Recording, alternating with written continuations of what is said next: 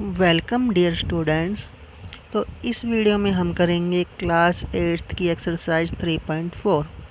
तो देखो एक्सरसाइज 3.4 में आपको बेसिकली क्या करना है, आपको क्वाड्रिलेटरल्स की प्रॉपर्टीज को यूज करना है और उनके आंसर्स देने हैं। बिल्कुल इजी एक्सरसाइज है, ठीक है।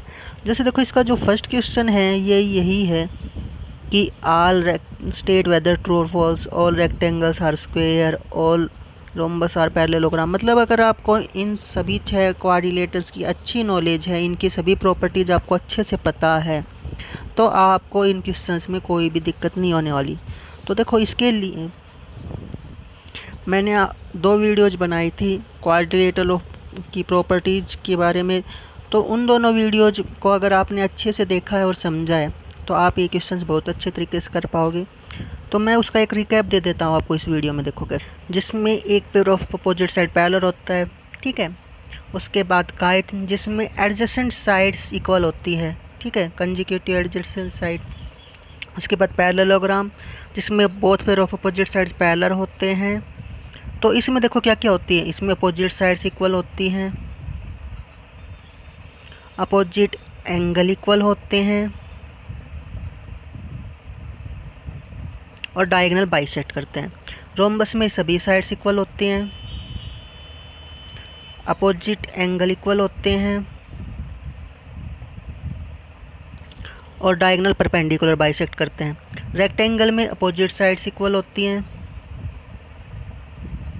एंगल्स राइट एंगल होते हैं और डायगोनल इक्वल एंड बाइसेक्ट होते हैं। ऐसे ही अब स्क्वायर में सभी साइड्स इक्वल, सभी एंगल 90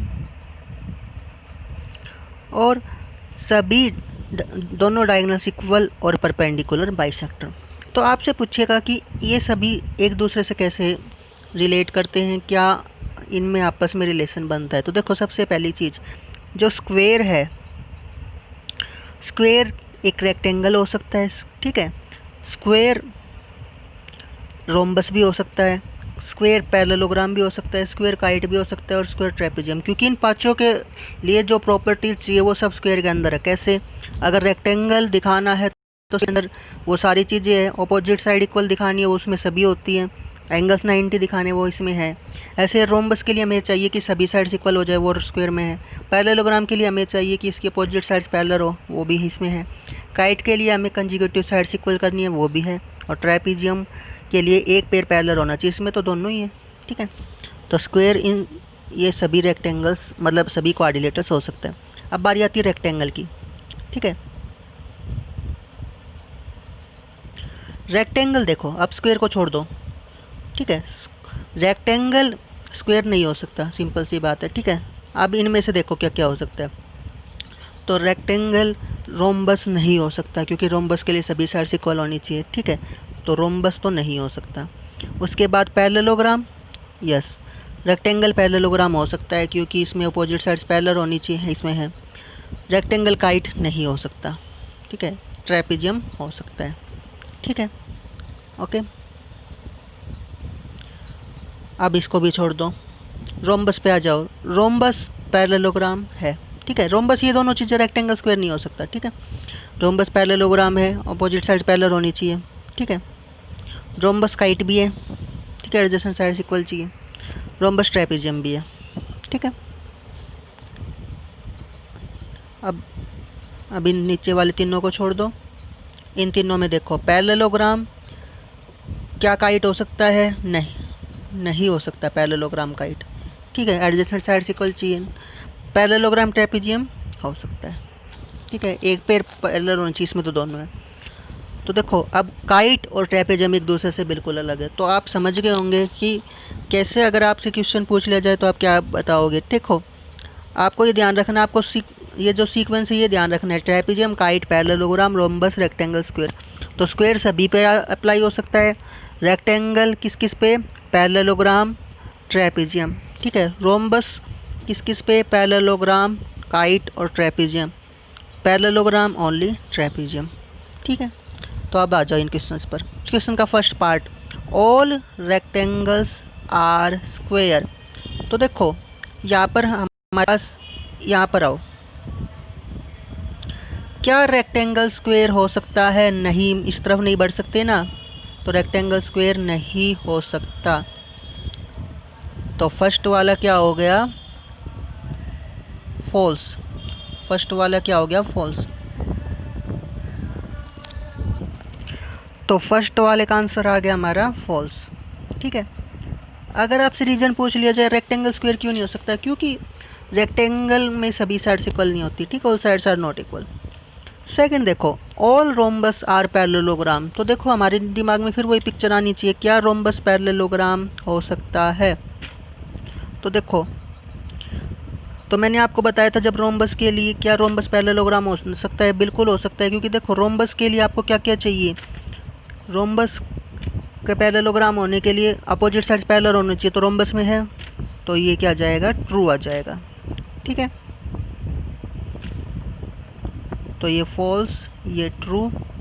अब देखो, all square are rhombus and rectangles. अगर स्क्वायर पहले आ रहा है और आपसे पूछे कि कोई और अदर क्वाड्रिलेटरल हो, तो आपका आंसर होना चाहिए ट्रू। स्क्वायर ये सभी क्वाड्रिलेटरल हो सकता है। ठीक है, all squares are not parallelogram. अब यहाँ पर ये नहीं कि स्क्वायर आ गया तो सभी में ट्रू कर दिया। अरे इसमें लिखा है नॉट पैरेललोग्राम, यानी स्क्वायर पैरेललोग्राम नहीं हो सकता, तो ये फॉल्स हो गया। स्क्वायर पैरेललोग्राम हो सकता है, स्क्वायर ये सभी क्वाड्रिलेटरल्स हो सकते हैं। All kites are rhombus. अब देखो, काइट सेकंड नंबर पे था और रोम्बस फोर्थ नंबर पे था, तो हम उस तरफ आगे नहीं बढ़ सकते, यानी कि ये फॉल्स आएगा। ठीक है, रीजन क्योंकि काइट में सभी साइड्स इक्वल नहीं होती। ठीक है, all rhombus are kite. Rhombus से काइट पर आ सकते हैं, रोम्बस में सभी साइड इक्वल होती है और काइट के लिए हमें केवल एडजेसेंट साइड्स इक्वल चाहिए, तो ये ट्रू है।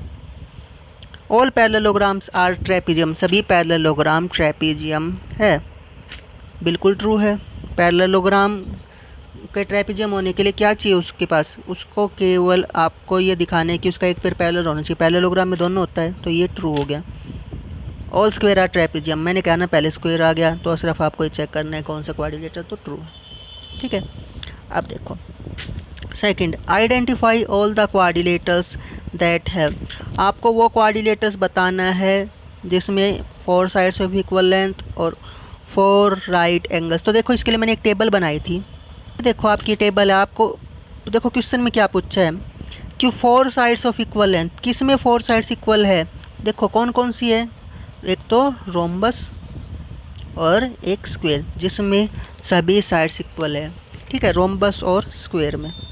इसके बाद देखो 4 राइट एंगल, तो 4 राइट एंगल के लिए एंगल वाले कॉर्नर पे आ जाओ। तो एंगल में देखो किस किस में राइट एंगल है? रेक्टेंगल और स्क्वायर में, तो रेक्टेंगल एंड स्क्वायर है 4 राइट एंगल। आपको ये प्रॉपर्टीज वाली टेबल ध्यान रखनी है और आप ये कर पाओगे। देखो थर्ड है, explain how a square is a quadrilateral. एक स्क्वायर क्वाड्रिलेटरल कैसे है? देखो क्वाड्रिलेटरल क्या होता है? एक 4 साइड पॉलीगन।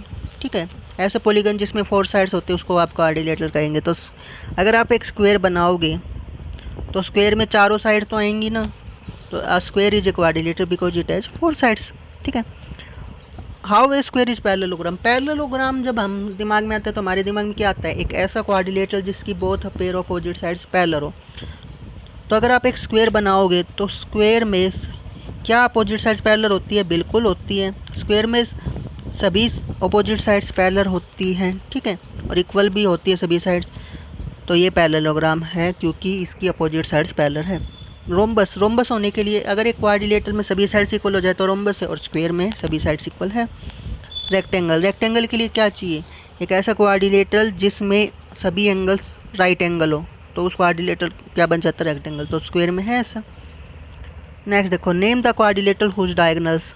तो आ जाओ टेबल पर, किस किस के डायगोनल बाइसेक्ट करते हैं? देखो बाइसेक्ट वर्ड सभी में आएगा, चाहे वो पैरेललोग्राम हो, रोम्बस हो, रेक्टेंगल हो, स्क्वायर हो, सभी में बाइसेक्ट आएगा ही आएगा। तो इसका आंसर आ जाएगा parallelogram, rhombus, square and rectangle. Are perpendicular, perpendicular bisector मैंने आपको एक सिंपल सी बात बताई थी, जिसकी साइड्स इक्वल, सभी साइड्स इक्वल, उसके डायगोनल्स भी परपेंडिकुलर बाइसेक्टर। तो किस किस के? रोम्बस और स्क्वायर के। इक्वल, डायगोनल्स इक्वल किस में होते हैं? डायगोनल इक्वल होने के लिए मैंने क्या बताया था? क्वाड्रिलेटरल के इक्वल होंगे जिसके सभी एंगल्स राइट एंगल होंगे, और ऐसा किस किस में होता है? रेक्टेंगल और स्क्वायर में। अब आ जाओ हमारे 5th और 6th क्वेश्चन पर। देखो explain why a rectangle is a convex quadrilateral. एक रेक्टेंगल कन्वेक्स क्वाड्रिलेटरल कैसे होता है?